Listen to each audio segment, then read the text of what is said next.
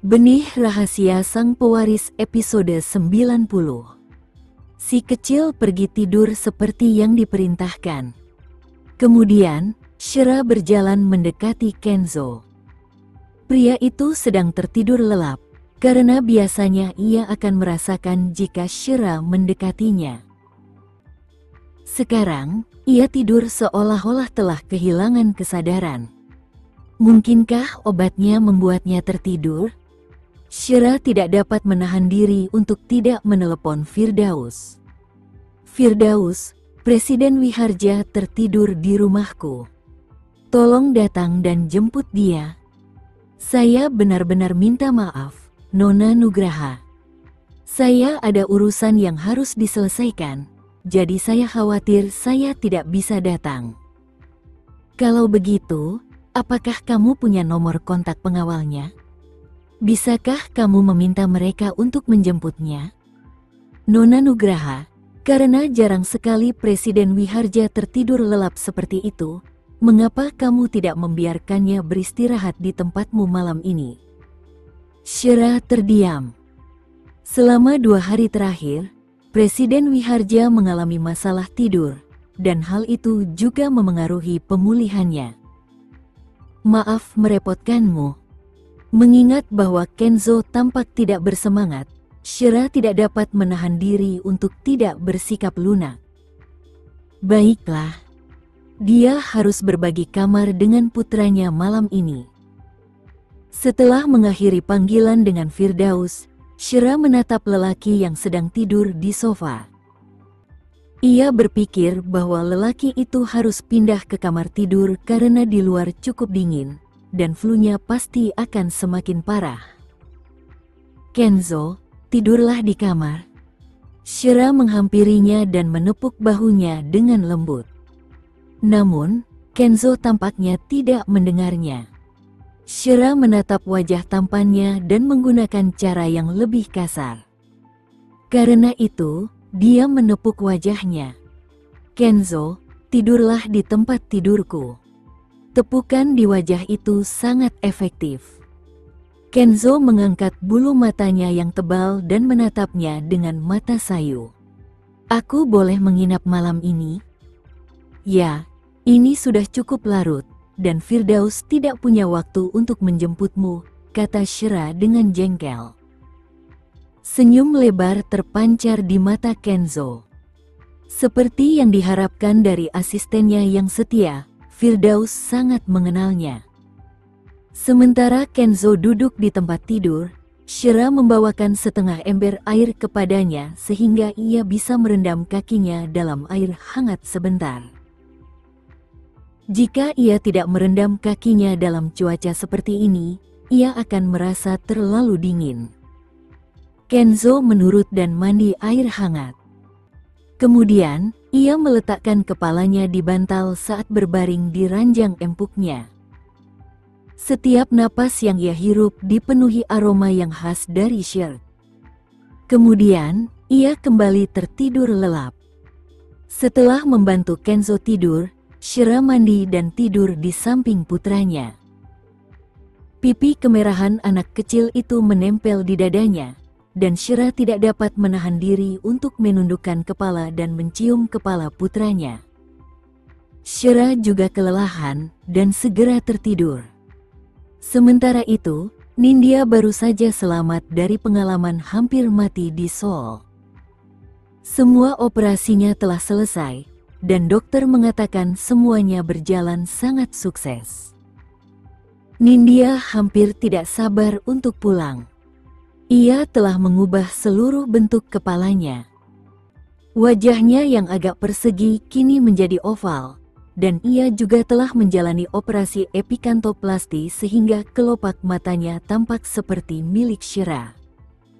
Saat Nindya berbaring di tempat tidur, pikirannya terus disiksa setiap detiknya. Ia membayangkan bagaimana Shirk mungkin tak terpisahkan dari Kenzo saat ini, dan mungkin saat ia bergegas kembali, pertunangan sudah dibicarakan. Nindya menghitung hari-harinya sambil sangat menderita. Di rumah, Black Sun Club telah mengalami beberapa kali pergantian pemilik, dan malam ini, Firdaus meminta bertemu dengan pemiliknya saat ini. Ketika pemilik tersebut mendengar bahwa ia akan dibayar 4 miliar sebagai ganti rekaman CCTV dari 5 tahun lalu, sang pemilik terkejut. Namun, rekaman dari 5 tahun lalu telah lama menghilang. "Kenapa begitu?" tanya Firdaus. "Hanya beberapa bulan yang lalu, terjadi kebakaran di gudangku, dan tiba-tiba semua data yang tersimpan di ruang server terbakar menjadi abu," kata pemiliknya. Ia juga bingung saat melanjutkan, "Sepertinya ada masalah pada sirkuit. Apakah kamu sudah melaporkannya ke polisi?" Petugas pemadam kebakaran datang untuk memadamkan api. "Aku tidak kehilangan banyak hal kecuali data-data tersebut, jadi jika kamu mencari rekaman dari 5 tahun lalu, rekaman tersebut sudah pasti hilang." Kecurigaan melintas di kedalaman mata Firdaus. Terlalu banyak kebetulan. Mengapa ruang server menjadi satu-satunya tempat yang terbakar? Belum lama sejak pemilik baru ini mengambil alih tempat itu, jadi dia pasti tidak tahu apapun tentang insiden yang terjadi 5 tahun lalu. Kemudian, Firdaus menemui manajer itu dan memberinya 200 juta, sambil memintanya untuk membuat daftar semua karyawan veteran yang telah bekerja di klub tersebut selama lebih dari 5 tahun. Manajer tersebut segera menemukan lebih dari 10 orang yang sesuai dengan persyaratan. Tetapi dia baru bekerja di sana selama 3 tahun, jadi ketika Firdaus bertanya kepadanya tentang ruang server, manajer tersebut langsung berkata, "Kami jarang ke sana, dan tim keamanan bertugas menjaganya." Manajer itu melingkari beberapa nama. Mereka adalah petugas keamanan yang telah bekerja di sini paling lama. Mereka semua telah bekerja di sini selama lebih dari 5 tahun. Firdaus juga mendapat daftar karyawan yang berhenti setelah kebakaran. Manajer melihat bahwa Firdaus tampan dan dermawan dalam hal uang, jadi dia memberikan semua informasi yang dibutuhkan Firdaus. Pada akhirnya, Firdaus mengunci targetnya, seorang penjaga keamanan yang mengundurkan diri setelah kebakaran. Ia berhenti hanya 3 hari setelah kebakaran terjadi, jadi Firdaus menduga ada yang menyuapnya untuk membakar tempat itu sebelum ia berhenti dari pekerjaannya. Oleh karena itu, Firdaus yakin bahwa ia akan bisa mendapatkan informasi dari penjaga itu. Ini melibatkan insiden Shira 5 tahun lalu. Firdaus adalah satu-satunya orang yang dikirim Kenzo untuk menyelidiki ini secara rahasia, dan bahkan pengawalnya pun tidak dilibatkan dalam penyelidikan ini. Kembali di Nugraha Residence, Livi begitu gembira hingga tidak bisa tidur karena telah menghabiskan uang selama 2 hari terakhir. Bahkan, ia hampir menghabiskan semua uang yang diberikan Kenzo kepadanya. Dia tidak pernah menyangka bahwa informasi tentang Shira akan begitu berharga dan dia bisa mendapatkan 2 miliar hanya dengan mengatakan beberapa kalimat tentang wanita itu. Namun, dia tidak tahu betapa pentingnya beberapa kalimat itu bagi Kenzo. Pikiran Livi tertuju pada satu tugas penting. Ia harus berdiskusi dengan Nindya agar mereka bisa menceritakan kisah yang sama. Jika Kenzo menginterogasi Nindya tentang hal itu suatu hari nanti, dan versi cerita Nindya berbeda dari versinya, Kenzo akan tahu bahwa ia berbohong. Livi takut akan akibatnya, jadi dia buru-buru mengangkat teleponnya. Mengabaikan kenyataan bahwa saat itu sudah lewat tengah malam, dia mengirim pesan kepada Nindya yang berbunyi, "Nindya, kamu di sana?" "Ya. Ada apa?" Tanpa diduga, jawaban Nindya datang dengan cepat. "Ayo, kita video call." "Aku tidak bisa melakukan itu saat ini, jadi kita lakukan panggilan suara saja." Nindya menolak undangan tersebut. Setelah panggilan tersambung, Livy langsung mengabarkan berita tentang Kenzo yang meminta informasi kepadanya. Namun, ia memutuskan untuk merahasiakan 2 miliar itu. Apa? Kau bilang padanya kalau itu di Black Sun Club? Nindya jelas marah di ujung telepon. Dia ingin aku mengatakan yang sebenarnya, jadi apalagi yang bisa kulakukan? Aku tidak bisa menyinggung perasaannya, tahu? Kata Livy tanpa daya. Jika dia tahu kita dalang semua ini, tamatlah riwayat kita. Jika dia tahu kita berkomplot melawan Shira, menurutmu apakah dia akan membiarkan kita lolos begitu saja? Teriak Nindya dengan marah. Bahkan jika dia tidak menyelidiki masalah itu, Shira mungkin akan mengatakan kepadanya bahwa kitalah yang melakukannya. Kata Livy. Jangan lupa bahwa Shira memiliki seorang putra dengan tuan rumah itu. Jika berita ini tersebar, putranya akan dirugikan, jadi dia tidak akan pernah memberitahu Kenzo yang sebenarnya. Menurutmu, apalagi yang bisa membuat kita tetap aman sampai hari ini? Mendengar itu, Livy langsung gembira. Itu artinya Shira akan merahasiakannya selamanya. Kita akan baik-baik saja. Kenzo mendatangimu untuk meminta informasi karena Shira menolak mengatakan apapun tentang itu. Sekarang setelah kau menyebutkan Black Sun Club, dia pasti akan mulai menyelidiki tempat itu. Livy, bisakah kau tidak membuat kita berdua mendapat masalah? Kata Nindya dengan marah. Baiklah. Aku tidak akan mengatakan apapun di masa mendatang. Nindya, kemana saja kamu akhir-akhir ini? Ada sesuatu yang terjadi, jadi aku pergi ke luar negeri untuk berlibur. Pokoknya, kalau Kenzo menanyakan sesuatu padamu lain kali, jangan beritahu dia lebih dari yang diperlukan. Selain itu, usahakan sebisa mungkin untuk menjauhkannya dari Shira. Kalau tidak, saat Shira menjadi Nyonya Wiharja, kita berdua akan mendapat masalah. Aku berusaha. Sekarang, Shira menggoda Kenzo setiap hari, merayunya dengan segala taktik yang dia tahu. Aku tidak berdaya di sini, jadi kumohon kembalilah segera, Nindya. Kita bisa melawannya bersama. Aku baru akan kembali setelah 3 bulan. Cobalah untuk menahannya, dan jika Kenzo mengunjungimu lagi, jangan bersikap bodoh dan mulai membicarakan tentang malam itu. Kau tidak boleh mengatakan sepatah kata pun, Nindya memperingatkan. Livy mulai takut akan konsekuensinya. Ia buru-buru berkata, baiklah, lain kali aku tidak akan mengatakan apapun.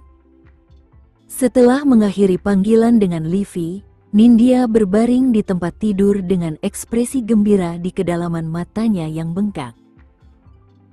Untungnya, dia mampu memprediksi langkah Kenzo selanjutnya, dan dia telah menyuap seseorang di Black Sun Club untuk membakar ruang server di dalam gudang. Betapapun hebatnya Kenzo, ia tidak mungkin bisa memulihkan data yang hilang. Bagaimanapun, hanya itu data yang tersisa. Lagi pula, 5 tahun adalah waktu yang lama. Tidak seorang pun mungkin dapat mengingat apa yang terjadi 5 tahun lalu. Namun, Nindya masih gelisah. Petugas keamanan yang kusuap seharusnya sudah mengundurkan diri sekarang. Sementara itu, Firdaus meninggalkan klub dan segera pergi ke rumah seorang satpam. Rumah kumuh itu tampak sangat suram di bawah lampu jalan. Firdaus ingin mencari tahu apakah penjaga keamanan itu benar-benar tinggal di sana. Jadi dia memutuskan untuk berjaga di luar sampai keesokan paginya. Biasanya orang-orang seusianya akan keluar di pagi hari untuk membeli bahan makanan dan sarapan. Firdaus hendak tidur sebentar ketika sebuah skuter tiba-tiba lewat di depannya. Skuter itu berhenti di depannya, dan ketika Firdaus membuka matanya, ia melihat wajah yang dikenalnya. Itu adalah petugas keamanan yang ia cari, Arman. Saat itu pukul 2 dini hari, dan Arman nampaknya telah minum alkohol karena langkah kakinya tidak stabil. Penyelidikan awal menunjukkan kepada Firdaus bahwa tidak ada CCTV di area tersebut. Ia segera membuka pintu mobil dan keluar, sambil memanggil pria itu, "Hai, Arman." Siapa kamu?" "Aku Bobby dari Black Sun Club. Perusahaan telah mengirimkan beberapa hadiah, jadi datanglah dan dapatkan hadiahmu. Ada di mobilku." Arman adalah orang yang tamak, jadi ketika mendengar ada hadiah yang akan dibagikan, ia langsung pergi ke mobil. "Hadiah apa yang akan aku dapatkan?" Firdaus langsung mendorong Arman ke dalam mobil. Kemudian, ia mengambil sebuah alat panjang dan tajam sebelum menempelkannya di pinggang Arman. "Mengapa kau membakar ruang server di Black Sun Club, Arman? Siapa yang menyuruhmu melakukan itu?" Arman agak mabuk, jadi dia mengira benda tajam di pinggangnya adalah pisau. Dia langsung membekuk ketakutan. "Siapa kamu?" jawab pertanyaannya. "Apakah kamu sengaja membakar ruang server?" Arman merasakan pisau itu ditekan lebih dekat ke pinggangnya, jadi dia langsung mengatakan yang sebenarnya. "Tolong ampuni aku. Aku tidak melakukannya karena aku ingin. Seseorang memberiku 200 juta untuk membakarnya." Firdaus tidak menyangka akan mendapat jawaban secepat itu. Ia bertanya lagi, "Siapa yang menyuapmu?" "Seorang wanita. Dia mengenakan masker dan kacamata hitam saat berbicara denganku. Yang kutahu dia seorang wanita dan masih cukup muda. Aku sudah menghabiskan semua uangnya, jadi aku tidak bisa memberimu apapun bahkan jika kau membawaku ke kantor polisi." Arman mengira Firdaus telah dikirim oleh Black Sun Club untuk meminta ganti rugi. Firdaus tiba-tiba melepaskannya, membuka pintu, dan berkata, "Keluar dari mobil. Aku di sini bukan untuk menyusahkanmu." Setelah itu, dia mengeluarkan segepok uang dari mobilnya. "Katakan padaku, bagaimana wanita itu bisa menemukanmu?" Melihat ada uang yang bisa diambilnya, Arman mengulurkan tangan untuk mengambilnya, tetapi Firdaus menepis uang itu. "Jawab pertanyaanku sebelum kau mengambil uang itu. Aku pertama kali menerima telepon dari seorang wanita. Dia bertanya di mana rekaman CCTV dari klub itu disimpan, jadi aku katakan kepadanya bahwa kami menyimpan datanya di ruang server. Dia kemudian bertanya apakah aku bersedia melakukan sesuatu, dan dia akan membayarku 200 juta untuk itu."